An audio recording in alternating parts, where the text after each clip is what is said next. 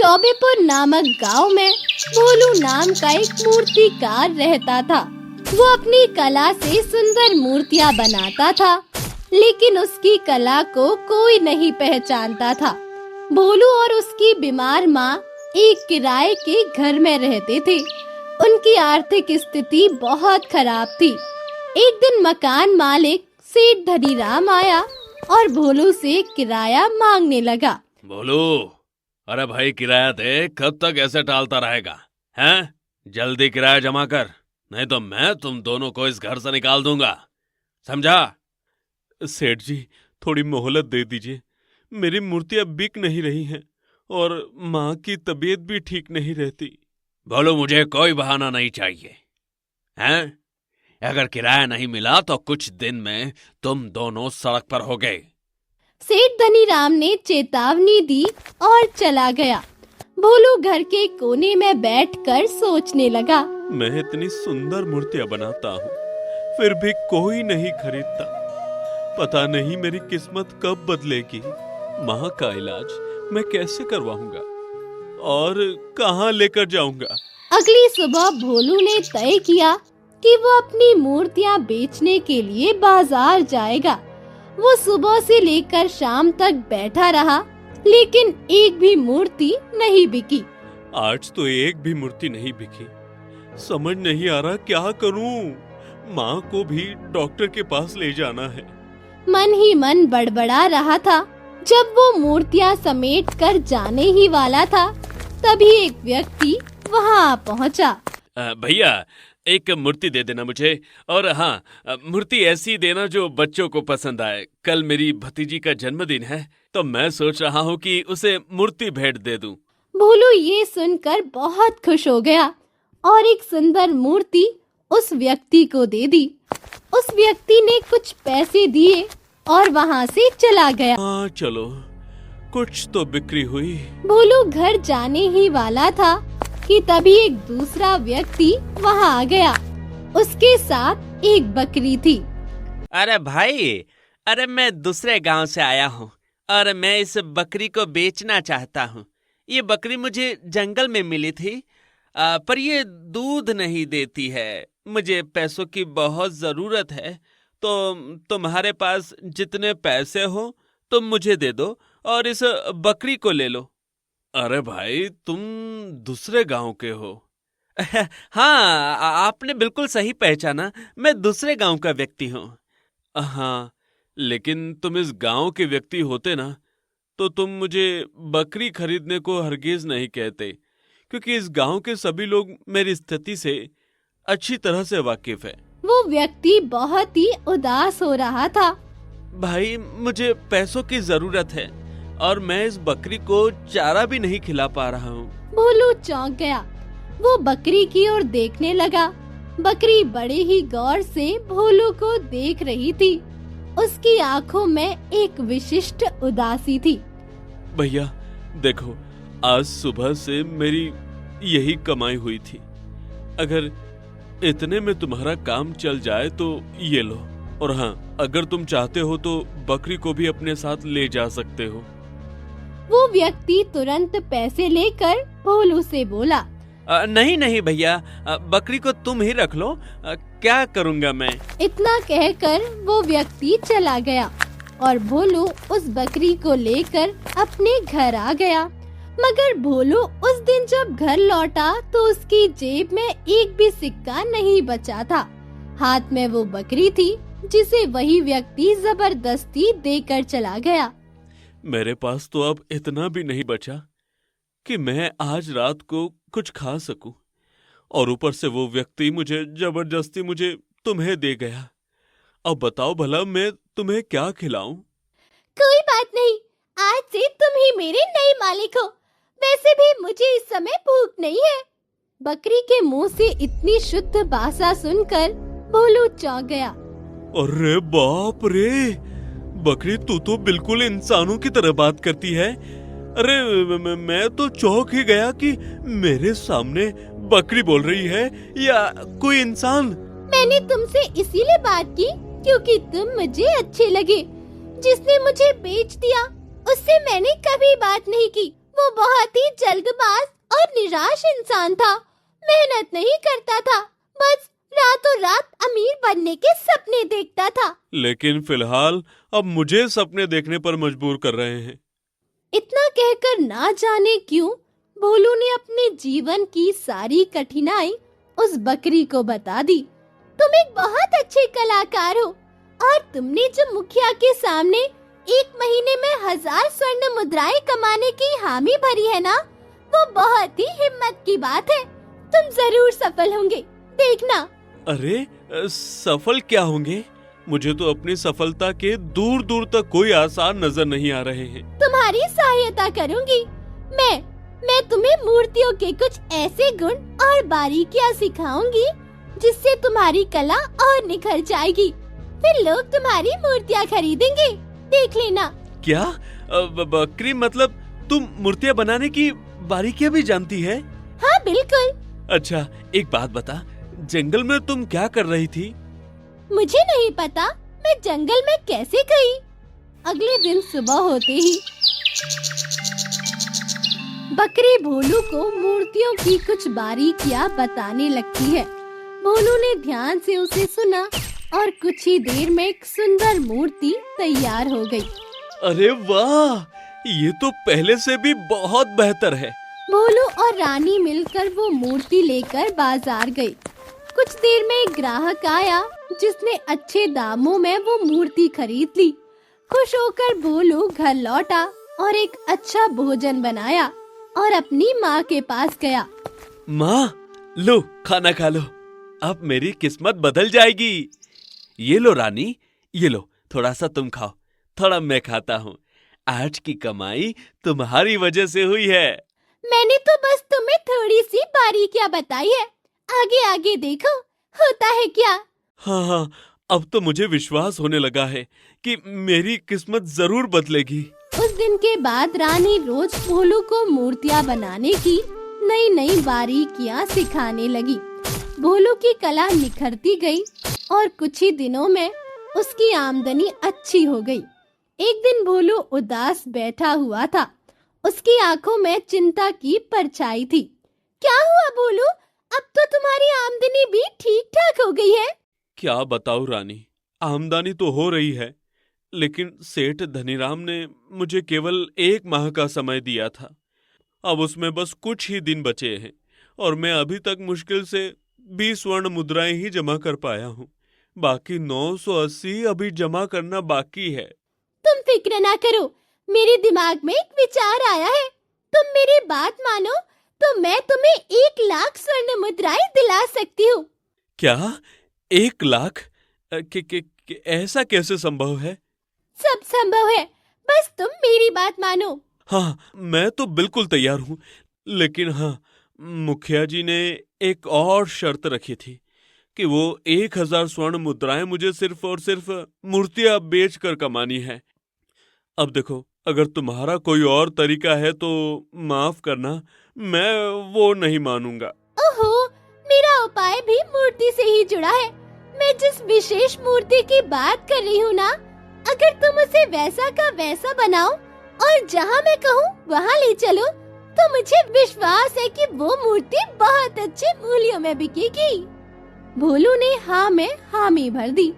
फिर रानी बताने लगी कि किस प्रकार की मूर्ति बनानी है।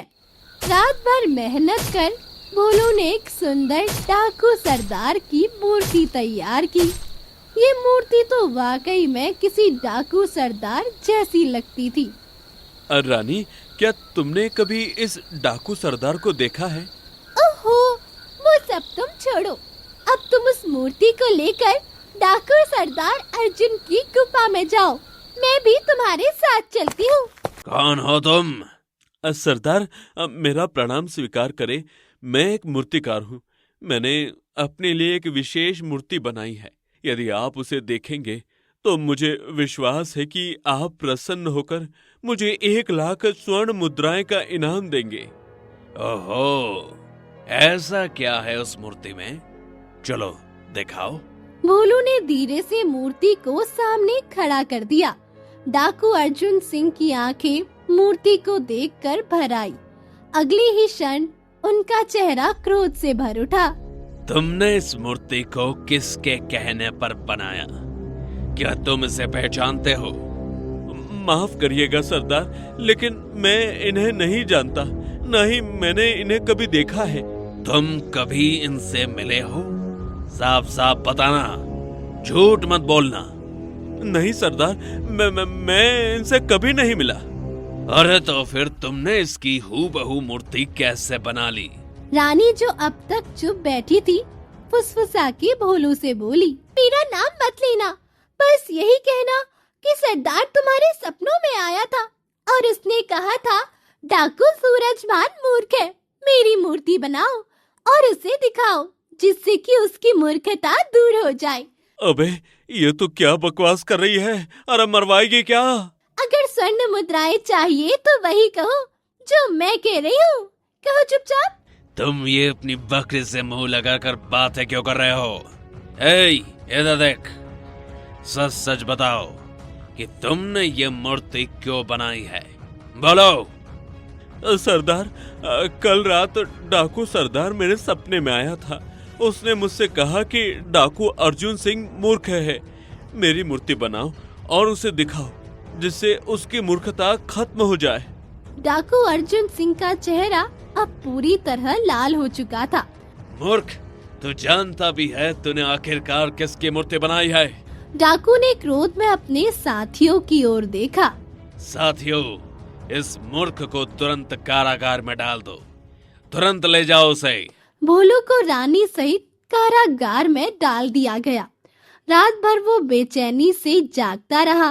तुमने तो मुझे कहा था कि मुझे इनाम मिलेगा, हैं? अरे वाह वाह, बड़ा इनाम मिला। देखो, डाकू अर्जुन सिंह ने मुझे सीधा कारागार में डाल दिया। अब क्या करें? ओहो, तुम घबराते बहुत हो। चिंता मत करो, तुम मेरी बात पर भरोसा रखो, तुम्हें इनाम जरूर मिलेगा। हे ऊपर वाले, मैं ही मूर्ख हूँ जो इसकी बातों में आ गया। भोलू ने सारी रात रानी से बात नहीं की। अगली सुबह एक आदमी कारागार में आ पहुंचा। चल बाहर चलो, सरदार ने तुम्हें गुफा में बुलाया है। देखा, मैंने कहा था ना। अरे बस बस, बहुत हो गया। अब इतनी जल्दी मैं तुम्हारी बातों पर बिल्कुल विश्वास नहीं करूंगा। अबे क्या बकवास कर रहा है? बकरी से क्या बात कर रहा है? क्या घरवाली है तेरी? हैं? चल चुपचाप। भोलू चुपचाप गुफा में पहुंच गया। कल तुमने जो मूर्ति हमें दिखाई थी, तुम्हें पता है कि वो मूर्ति तुम्हारे सपने में आए मेरे छोटे भाई की थी। उसने सपने में तुमसे कहा था कि मैं मूर्ख हूं और जब उसकी मूर्ति बनाकर मेरे सामने रखोगे तब मुझ में थोड़ी अक्ल आएगी। सरदार, आपको कोई गलत फहमी हुई है। मैंने मूर्ति किसी डाकू सरदार की बनाई थी, आपके भाई की नहीं। मूर्ख कहीं गए, वो मूर्ति मेरे छोटे भाई सुरेश की थी जो कई दिनों से लापता है। मैंने पूरे राज्य और जंगल में खोज करवा लिया मगर उसका कुछ भी पता नहीं चला। सरदार, मुझे सच में नहीं मालूम था कि वो आपके भाई हैं। तो फिर तुमने ये क्यों कहा कि मेरे भाई ने सपने में तुमसे कहा है कि मैं मूर्ख हूं?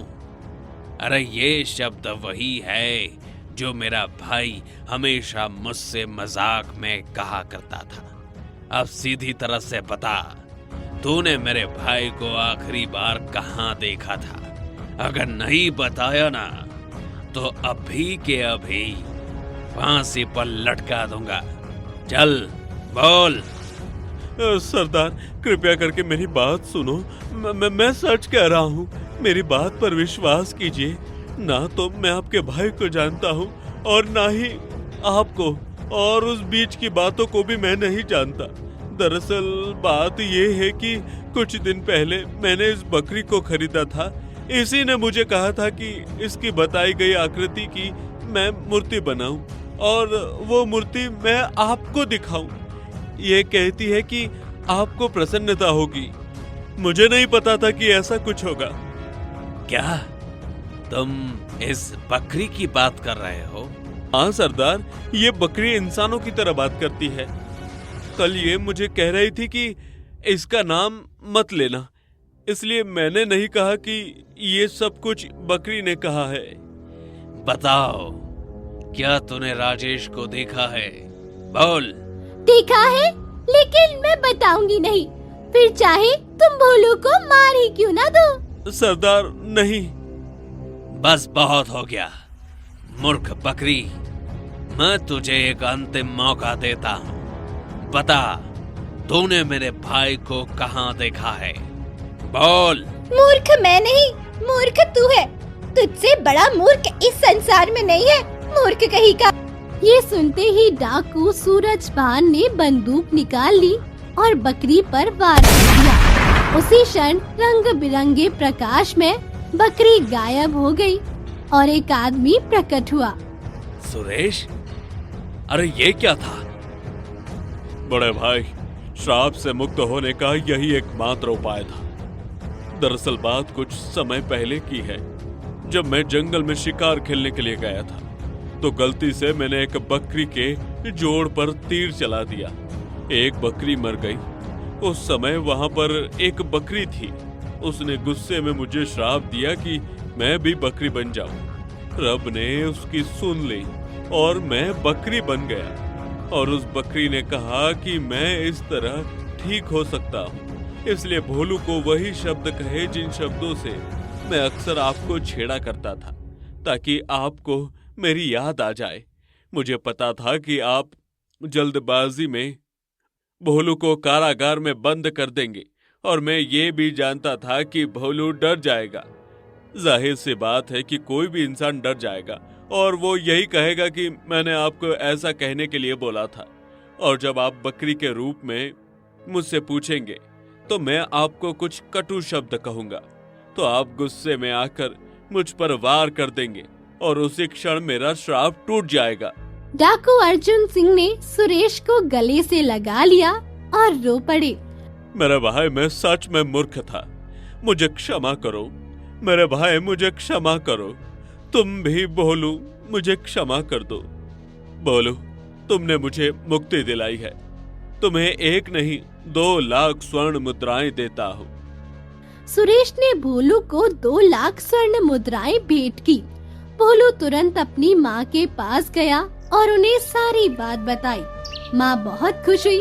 भोलू ने सबसे पहले अपनी माँ को एक अच्छे अस्पताल में भर्ती कराया और उनका इलाज करवाया। उसके बाद उसने एक नया घर खरीदा। अब भोलू और उसकी माँ दोनों खुश रहने लगे। तो मेरे प्यारे दोस्तों, इंसान हो या जानवर, हमें हर किसी की मदद करनी चाहिए। इससे हमारे जीवन में एक नया मोड़ आता है, जिससे हमारी सारी परेशानियां दूर हो जाती है। इसीलिए हर किसी की मदद करें। अगर आपको ये कहानी अच्छी लगी हो तो वीडियो को लाइक करें और ऐसे ही कहानियां देखने के लिए चैनल मिंटू टून को सब्सक्राइब करें। धन्यवाद।